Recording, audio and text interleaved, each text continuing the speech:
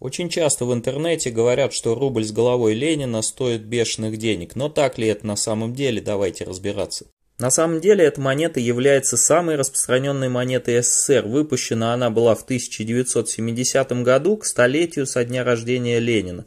Тираж ее составил более 100 миллионов штук. И на данный момент рыночная цена ее составляет примерно 70 рублей. Но есть и редкие экземпляры. Это рубли 1962 года. Одна из них без дат, а вторая, где голова Ленина повернута влево. Данные монеты 1962 года являются очень редкими, и ценник их зашкаливает за 5 миллионов рублей. Ценным является и рубль 1963 года. Цена этой монеты также зашкаливает за 5 миллионов рублей. Подписываемся на канал и идем проверять свои копилки. Возможно, именно у вас найдется та самая редкая монета с головой Ленина.